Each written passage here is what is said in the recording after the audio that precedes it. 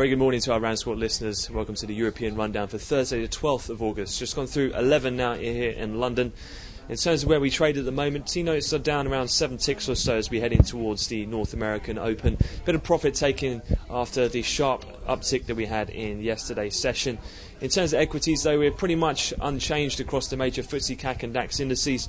Still very much awaiting to see, as we interpret the recent FOMC downgrading of the US economy towards some relatively upbeat European earnings that we've had this morning. In terms of much of the main focus, though, today has been on the movements of the Japanese yen. We saw dollar yen trade below that $85 handle again in the Japanese session, so 15-year lows once more.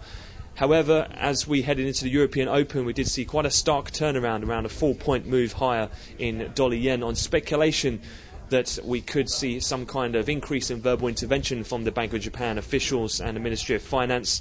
We did indeed see Bank of Japan's Noda say that he was going to make a press conference this morning, and on the back of that, dollar yen rallied quite hard and the yen weakened across the board. However, when that conference did take place, the Japanese Finance Minister Noda made no mention of intervention, and much of that move has now been retraced. In terms of what they did say, they're closely continuing to monitor the forex movements, and they said that volatility is undesirable, but nothing different from what we've already heard previously, and they won't be intervening, it looks like, anytime soon.